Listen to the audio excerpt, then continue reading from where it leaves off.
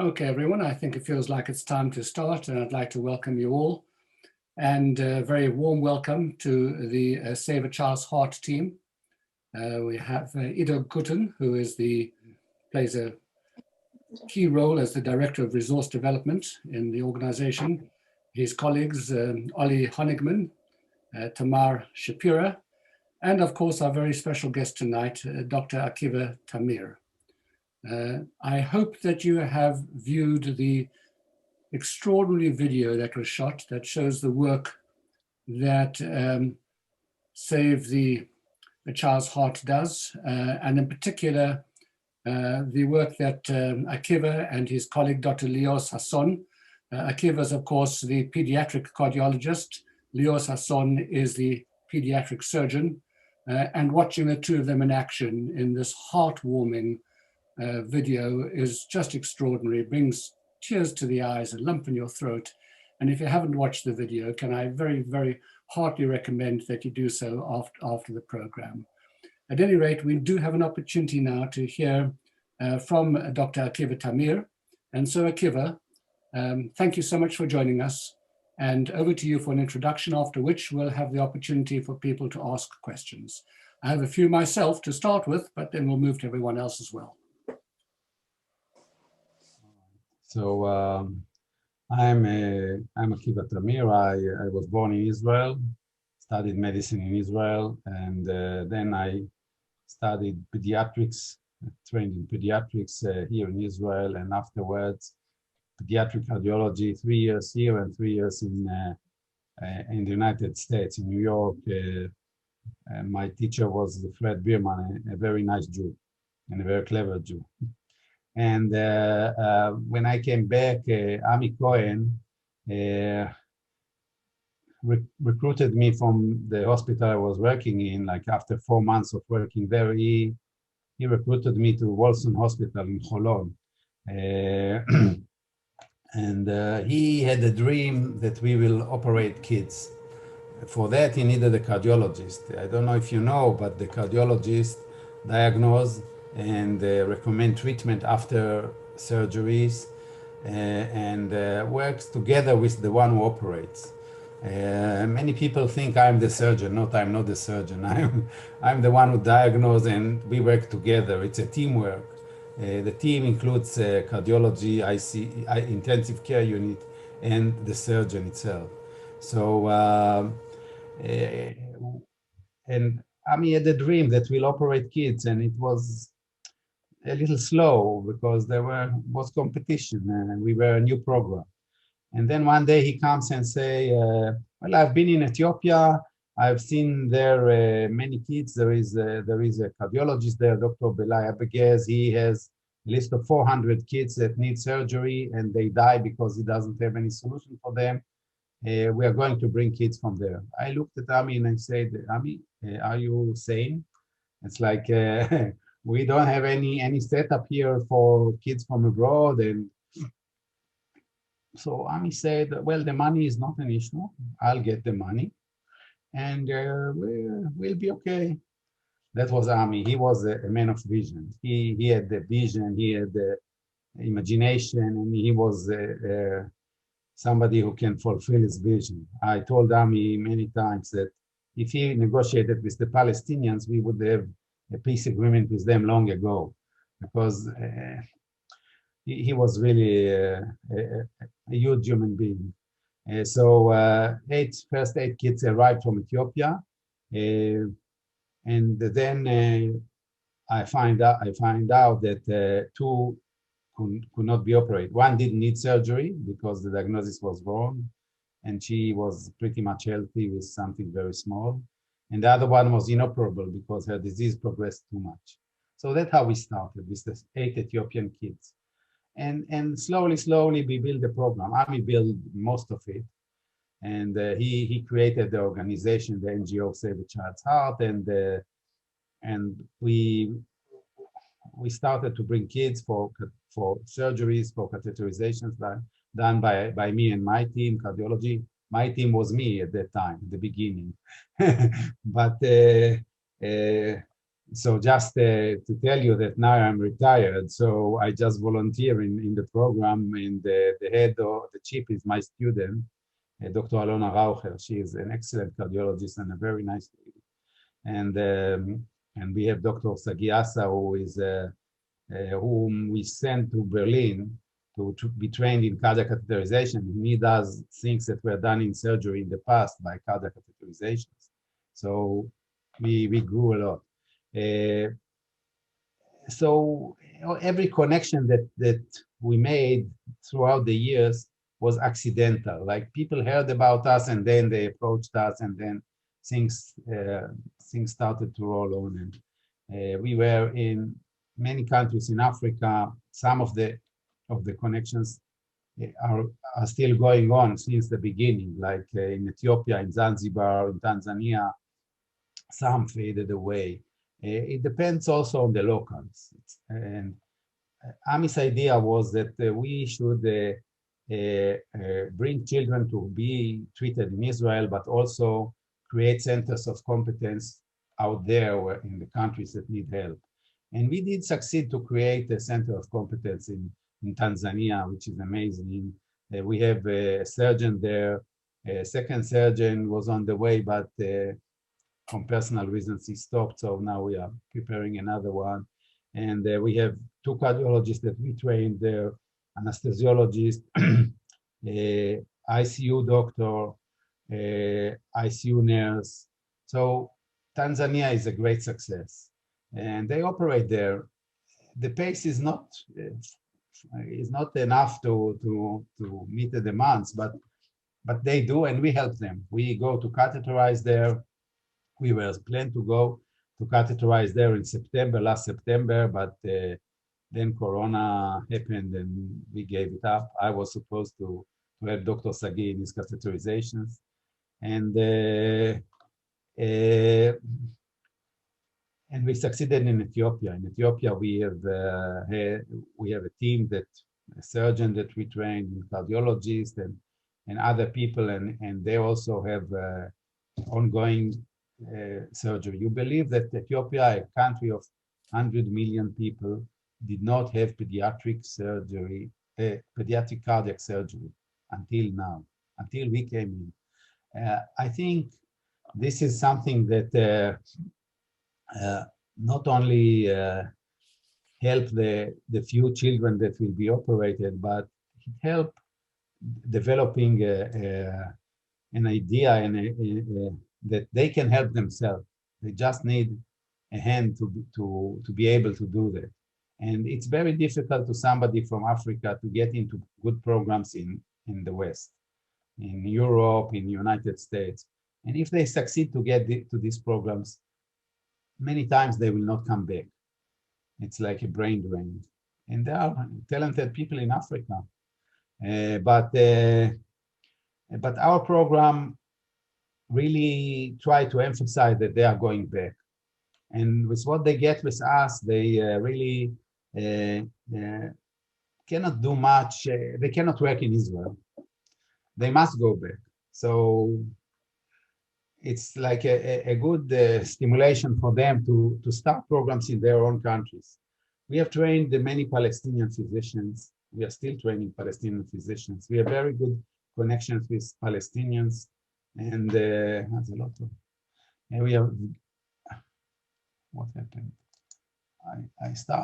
Suddenly I see myself instead of you guys. No, that's fine. That's. I don't like it. We're highlighting you. Yes. So half of our children are Palestinians, and I personally don't believe that this will make a change in the Middle East. But it's something positive to do. It's something that is again opposite sending missiles and killing and using weapons. So it's a lot of power by doing something good. That saved a child. It gave me personally a lot. I'm very proud of what we have done throughout these years. I'm very proud of the team I've built, because I started one and now there are 4 cardiologists there that were trained in our team, and there are several more that went abroad and went to other places in Israel. The team is growing and developing and creating new things in medicine. And the ICU progressed a lot from one physician to 4 physicians now. Surgery has progressed. It also helps Israeli children because our level grew up once we have so much experience, and we had to solve so many problems and learn about it. So this is Save a Child. We have connection. We have treated children from 62 countries, but the number of countries is not really. It's a little populistic, you know, because the real thing is that we succeeded to create centers of competence, that we succeeded to bring several Palestinian physicians to a level that they can diagnose correctly and take good care of their children. We have trained a surgeon from there. I don't know if he'll be independent, but we did train a surgeon from West Bank.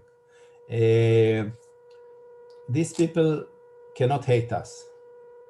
These people will bring some positive atmosphere. I know that, and you know better than me, the Jews have been doing good things in the world for ages, and it didn't always count. So I'm not naive. I don't think it will necessarily count what we do. But for us, it's the Jewish way, and that gives us peace of mind to do that. And you see people from all spectrum of politics taking very good care of Palestinian kids. The right wing, the left wing, the middle wing, everybody look at them as patients and human beings and treat them very nicely. So I think it also educates us. It educates our team that we should keep our ethics to high level. So that is Save a Child. I think I said enough. Thank you for that lovely introduction. And Yeshar Koch Hachem, great strength to you for all the work that you have done. If you don't mind, I have a couple of questions that I'd like to ask before I open it to our participants to ask their questions as well, if they have any. And I want to come back in the film to some of the really hard stuff.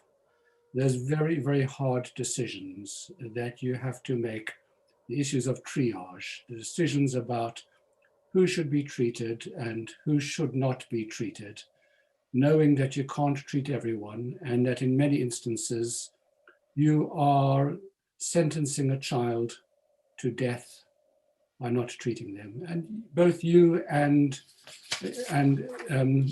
Lior have described how very hard that is for you and how that sits with you and how you go over in your minds time and time again whether you made the right decision.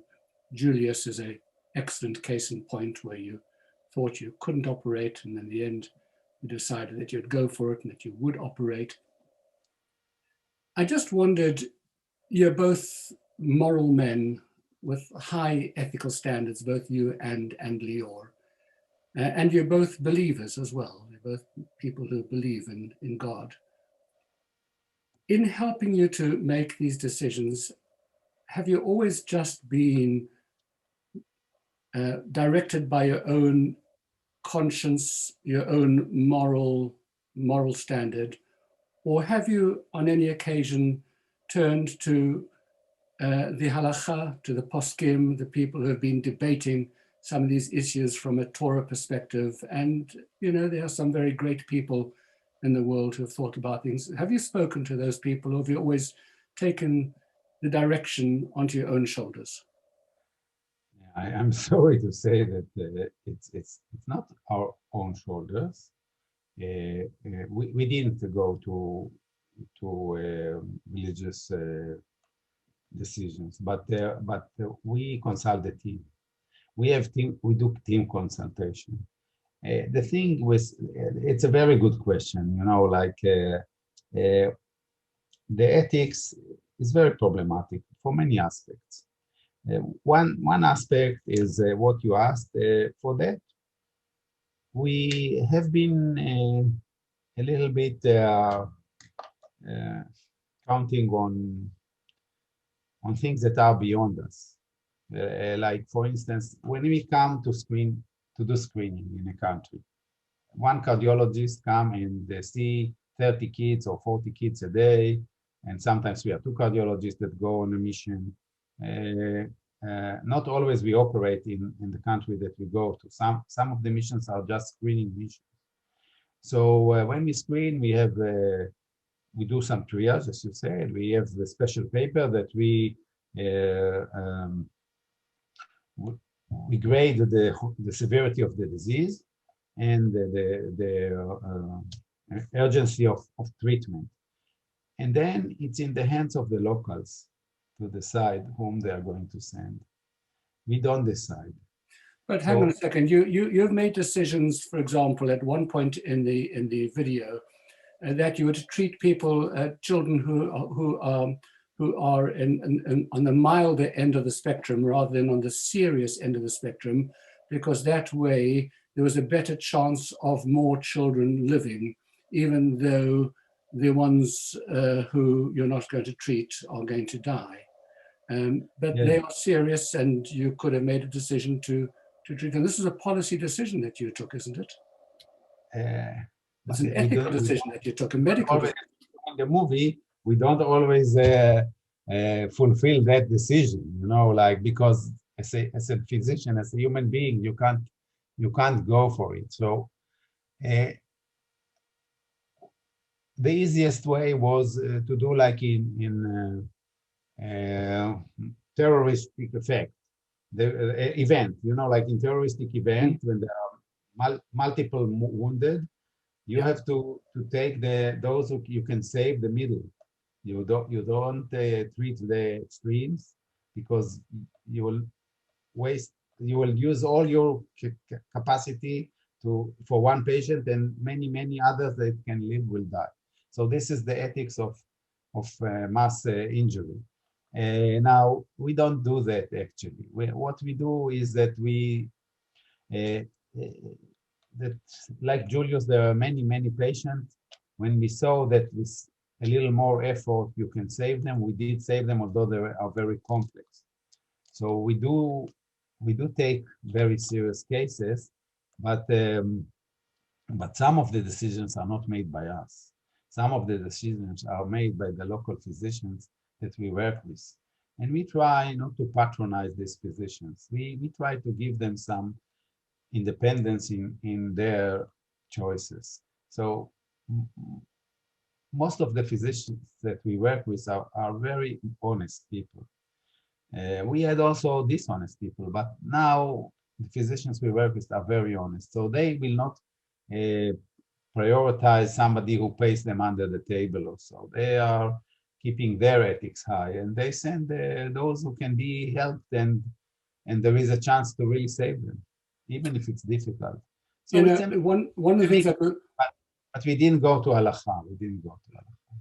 One of the things that was very moving in the video was the faith that everybody has. It was very beautiful and moving to see Julius, the little child's faith that Jesus is going to save him, and his father, and to see them in the Church of the Sepulchre in Jerusalem. Those were very moving scenes. Even as a Jew, it's not our faith, but to see people who believe so very, very strongly, the church, the whole church praying for them, that's very moving.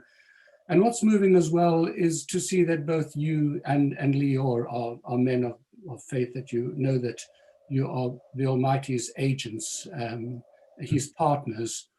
And, I had a question, and I know this is a very strange question. You'll wonder why I ask it. I can see how having faith for the patient is going to be enormously helpful. But I wonder whether for the doctors, it is an advantage or a disadvantage to be people of faith, to believe in God. And I'll tell you why. It sounds like a slam dunk question. Of course, it makes a difference if you have faith. But, if you were somebody who didn't have faith, you wouldn't be looking at those human beings possibly in quite the same way. if life is just something which, is here and gone, etc., that not every human being is created in the Almighty's image, the sense of responsibility that comes from being a believer and being the Almighty's partner in holding life in your hand imposes upon you an enormous, enormous sense of responsibility. And I just wondered whether maybe it would have been a lot easier for you if you didn't believe. I can tell you from I'm a conservative Jew. I go to the synagogue on Saturdays, so I definitely believe. My belief is because I'm a scientist, and as Rambam said, you have to learn and know, and the Rambam was very, very, very strong on knowledge and studies, and that you have to admire the creation of God, because it's something really amazing. So that is me. But in my team, there are people who do not go to the synagogue, and whose belief in God is not. I don't know if they do believe in God at all. And there are still very, very nice people that are very, very caring about these children. So there is some, spirituality in them that they don't relate to God specifically, but they do relate to morals and ethics and good souls. And I accept good. that entirely. Also, we have Arabs that are good, not only Jews. Of course. Some of the team are Arabs, and they are very nice as well. So, yes, let's be clear. You don't have to believe in God to be an ethical human being and a caring human being. So people do it without. I cannot. I see their behavior. They are extreme, and not. They are not inferior to me in any way. that I do go to the synagogue. Yeah. So I don't know if it helps me. Probably it does. Probably it does. To me, personally. Yes. Understand. Move on. Okay, let's take some questions. I have a few more as well if others don't have anything to ask, but let's go to our audience this evening and ask them if they would like to ask any questions to you. Anybody? We have a question in the chat from Dalia, who's the Shadchan this evening, helping to represent Save a Child's Heart in the UK and a very dear member of our community. Dalia, do you want to read it out, or should we? She should take up you. Well, she has two questions. You obviously seem passionate about what you do. At what point in your life did you realize that that's what you wanted to do as a career? And question number two, there seems to be an amazing chemistry between you and the surgeon, Dr. Lior. Was the chemistry off screen as well as on screen? Well, the second question is very easy. I think we appreciate each other very much, and we are good friends. And we know that I know that he is reliable. I know his capabilities, and he knows mine. So you see, in each surgery, a cardiologist goes down to the OR and does an transesophageal echo during the beginning of the surgery and at the end. So actually, we are the best judges of Lior's work. And now it's Lior and Hagi. There is another surgeon, very nice guy and very good surgeon. So I appreciate him from seeing him working and his results. I judge his results all the time. So there is a great appreciation, and we are good friends. So our thinking is, we don't think alike on everything, but we do think, we have practical, pragmatic thinking, both of us. So we get along very well together, and we are good friends. That is the easy question. Right. Let's go to the difficult one. you know, when I started medicine, my dream was to be a pediatrician and a pediatric psychiatrist. So that was my dream. But then when I went to psychiatry, like 1 month during studies in psychiatry clinic, I saw that me and psychiatry do not go along very well. And so then was a change in direction. Then I wanted to be an ICU guy. And no, actually I wanted to be a cardiologist, but I gave it up and I decided to be an ICU, pediatric ICU, intensive care. And then one day, my attending in the ICU came to me and say, you know, there is an opening in cardiology. Do you want to offer your candidates, you know, to that position? So the next day I went to offer my candidacy for cardiology, and the rest is history. So Save a Child was a gift given to me by Ami Cohen. I didn't do anything active to create it. It's Ami Cohen who created it, and he gave us all a huge gift. Unfortunately, I think you know that Ami Cohen died in 2001. He climbed Kilimanjaro mountain and died from something called high altitude sickness. When you climb too high, the air is too thin and the pressure is too low, and you can get a disease. And Ami Cohen, unfortunately, a 47-year-old healthy guy, died of it. So we were left like with no father. And then we decided, Lior Sasson, Zion Khoury, and myself, Lior, the surgeon, Zion is the head of the ICU, and myself, we decided to keep on the project. And with the help of Simon Fisher, who is our chief executive director, we succeeded in the board and all the organization of Save a Child.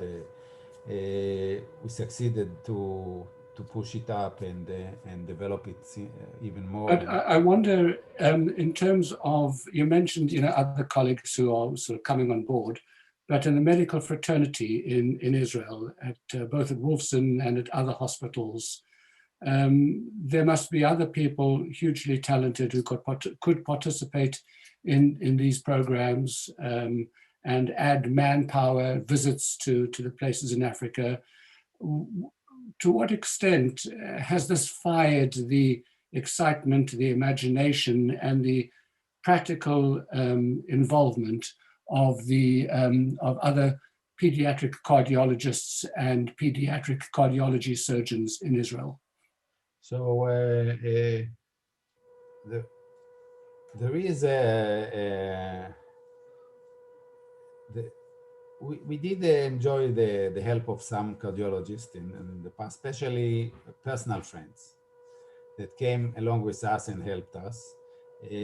Surgeons, it's a little bit more difficult because it's difficult to have two cooks in one kitchen.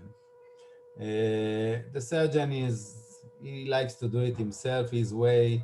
It's very difficult to teach surgery because if the resident, the fellow, will do the cut 2 millimeters longer, then he can destroy the entire operation.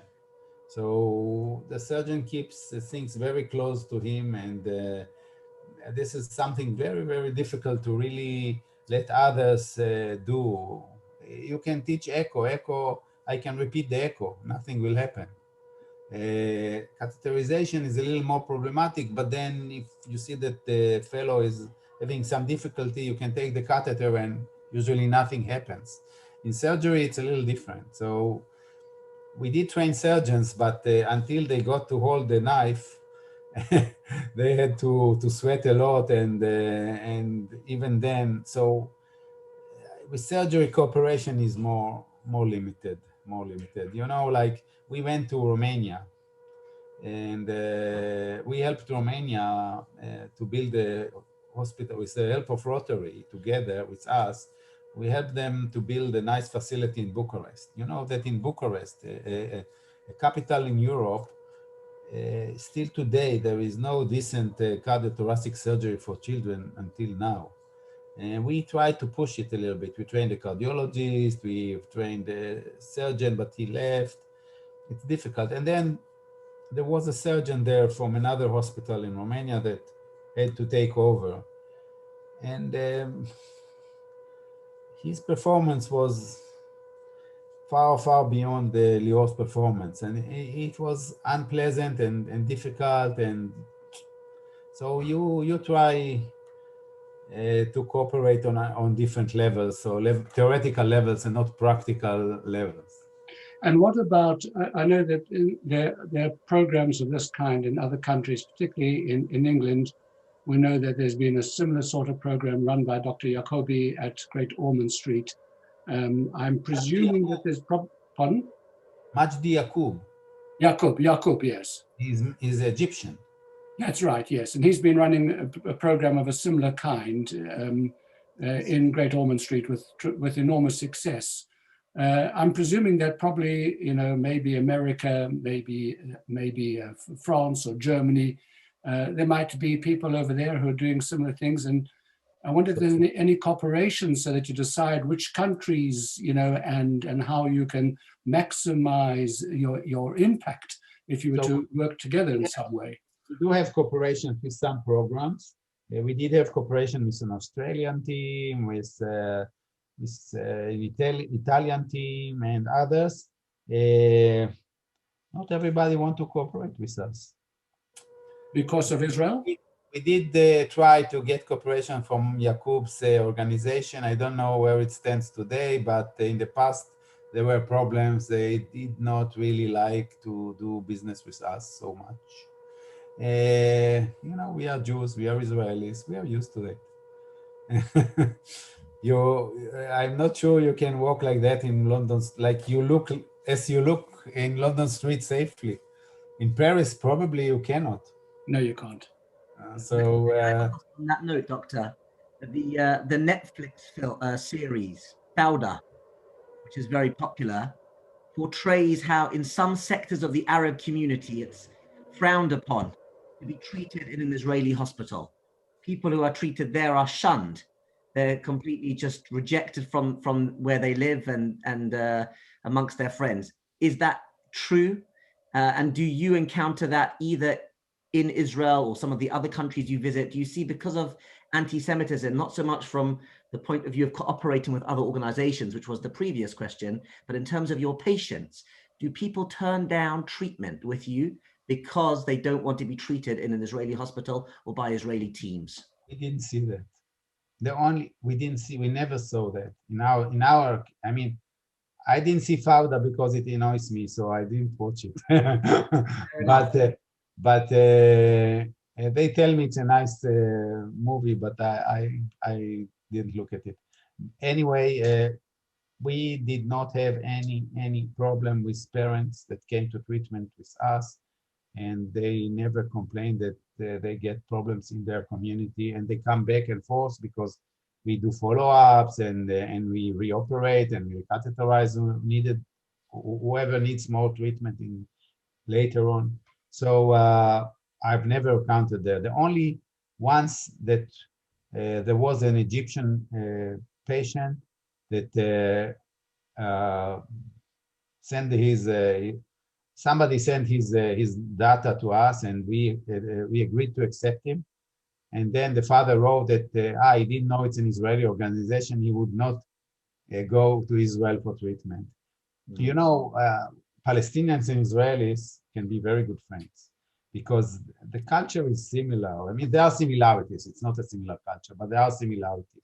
They are familiar. They're family oriented. The food is like, we eat similar food to what they eat, like hummus and salads and so on. And we get along very well together. It's nothing like what you hear in the news. Israelis and Palestinians, when they meet on a personal level, they become friends very easily. So we never. Oli Honigman, one of your team members, has wanted to point out to me that there is, in fact, in your organization, a unique selling proposition, your USP, that differentiates you from all the other people who are doing similar kind of work. And that there are two ways to help a person. One is to give them a fish, and the other is to give them a fishing rod and teach them how to fish. And the other organizations don't train doctors. The doctors will help and look after patients, but they don't train doctors to be able to work locally. And that, I think you've emphasized in your earlier talk, that that's one of the big achievements of your organization, that you actually create self-sufficiency in the places where you're working, and give them not just the dignity of being able to take care for themselves, but because it expands your work 100-fold if others can do it competently and do it at the local level, understanding the needs of the local culture and community and language, etc. And I believe that is probably, if I'm not mistaken, one of the things that differentiates you from all the other organizations that work in this field.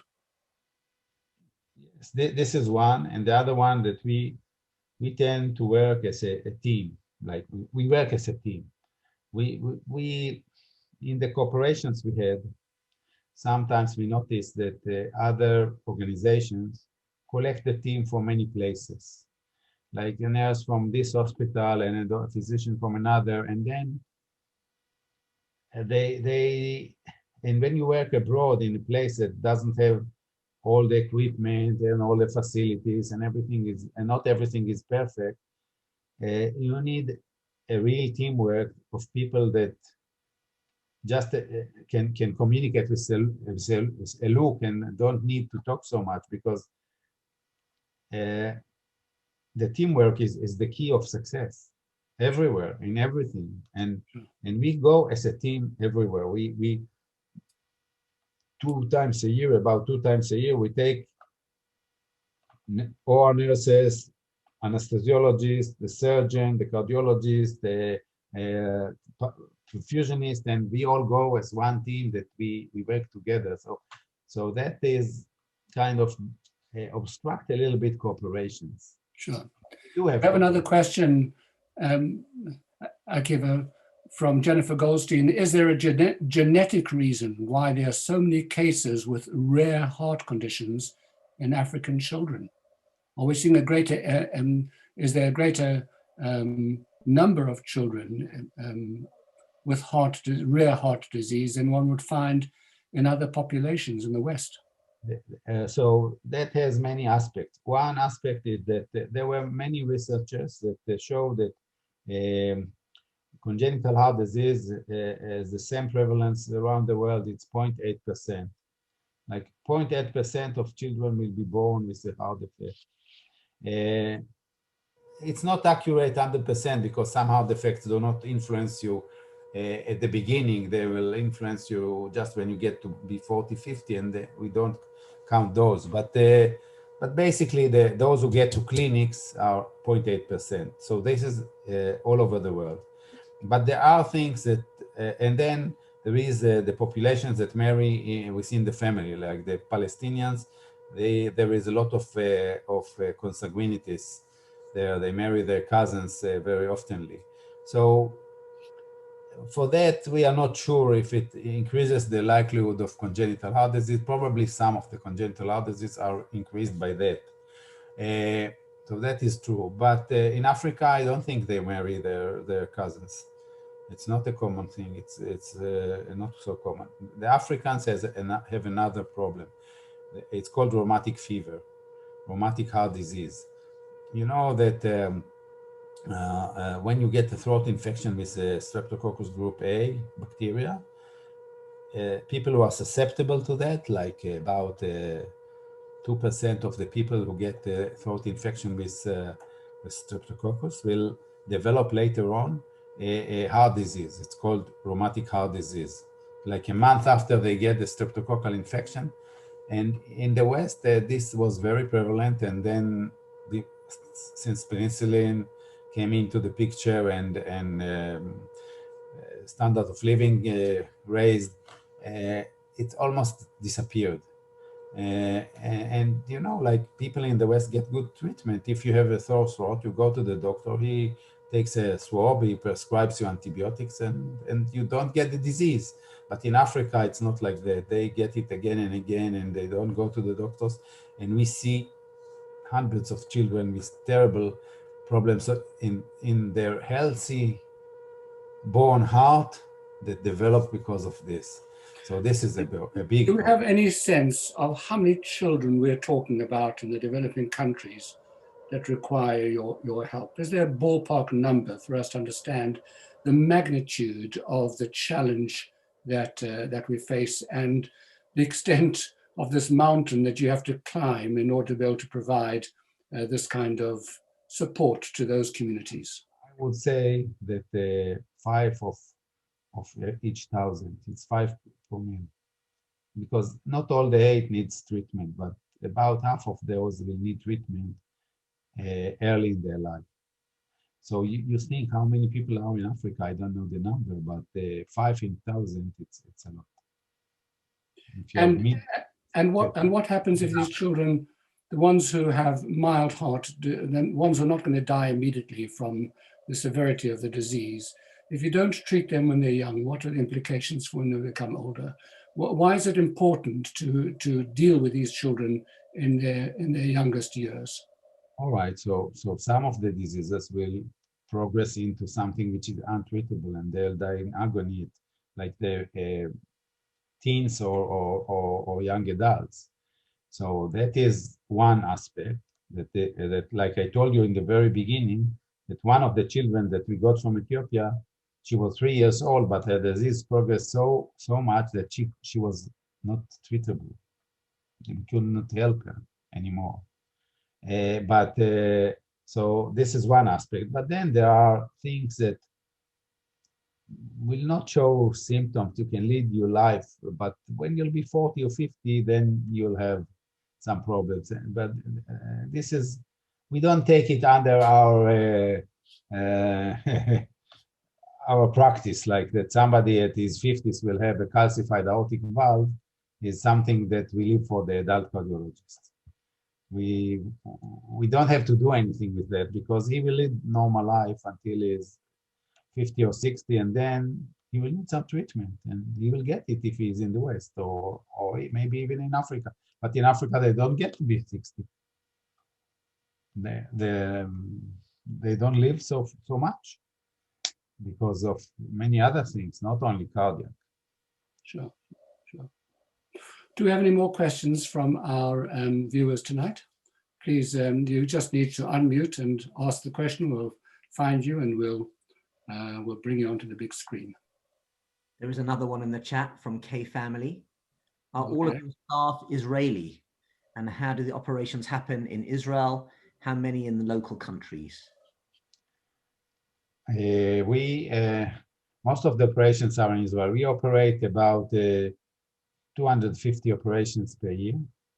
And when we go abroad, we operate about 12, 15, 18 patients. And now we also catheterize about 18 patients in each tour. So the operations abroad are, I can say 10%.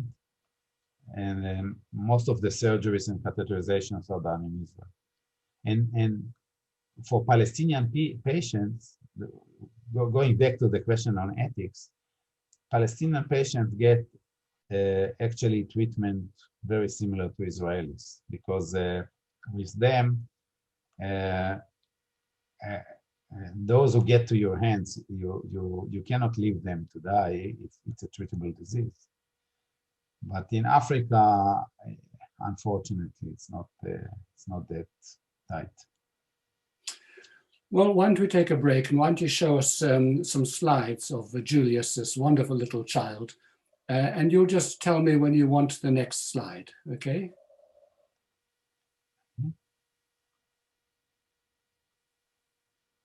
Oops, we want to see the two together. Hang on a second. Ellie, can you just bring the slide up together with, there we are, thank you. Okay, so I'll go to the first slide. Over to you. Tell us about him.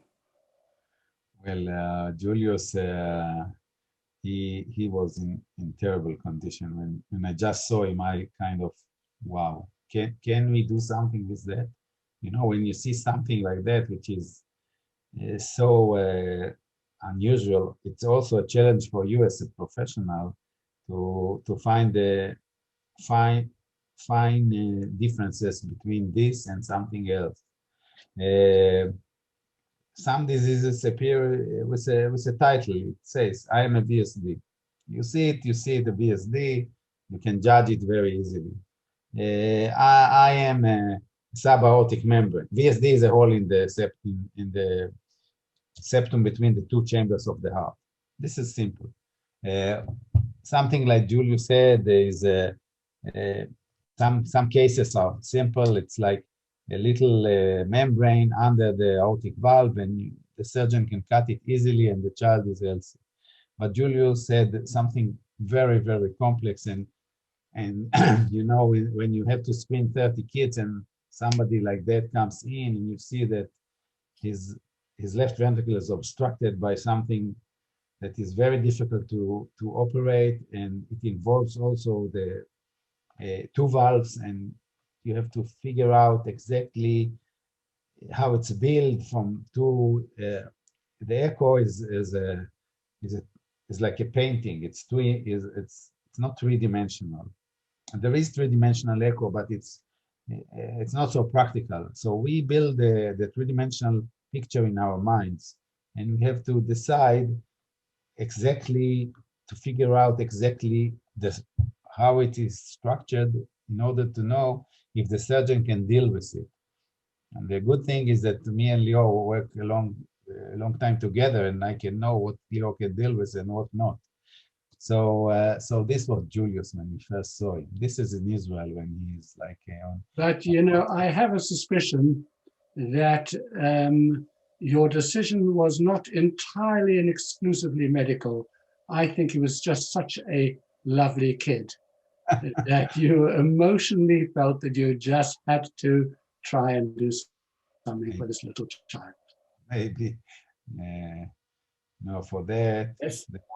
there was a child there, not Julius, that I have a picture in one of my presentations. She had she had a belly like an unknown pregnancy. She was 8 years old, like 9 months pregnancy, and she wore a white dress. And I told Sheila was a volunteer that took pictures. She was an amazing lady, and she died like 2 years ago. And Sheila was with us in Tanzania, and I told Sheila, you know, this is the bride that will never get married, because she was dressed all in white like a bride, and she was like such a belly because of rheumatic heart disease in age 8, which is unusual. So we did bring her to Israel, and we did operate her, and she recovered. So this child was, you know, like Julius was at the beginning just a professional problem. And only later we found out how nice he is and his father. But the first initiation was professional. Right. And what is this picture over here that we're looking at now, this slide? This picture, I don't see very clear. It's like a mixture of children and volunteers and team. I don't see very well. It's small. Okay. Well, we can. You know, like the volunteers, they did some, you see, like, all right. So they did play with the children and help them throughout the day, because the screening day is a long day. They sit until we see everybody many hours, and you see them smile and don't even think of the fact that they are sick and maybe not going to make it. Okay, here's the last slide, the important one. All right, this is not my part. This is Ido. Ido, where does the money go? The surgeons, everybody, the team, they're all volunteers? Yeah, so hi everybody.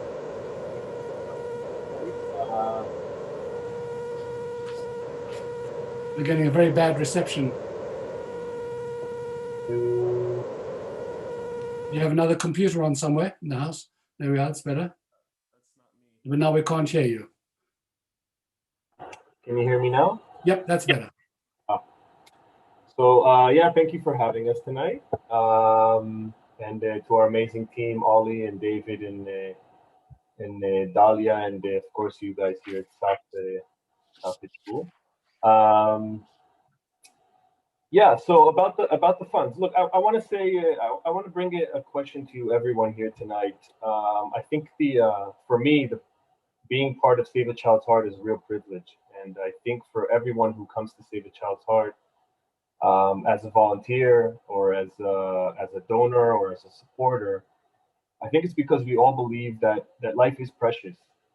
And I think for many of us as parents or as grandparents, we look at our own kids. I look at my own 4-year-old daughter, and I look at a 4-year-old child that comes into our children's home or for care, and I imagine what it would be like if it was my child. I imagine what I, as a parent in a developing country, would feel if I had a sick child that would potentially not be able to survive because I couldn't pay for surgery.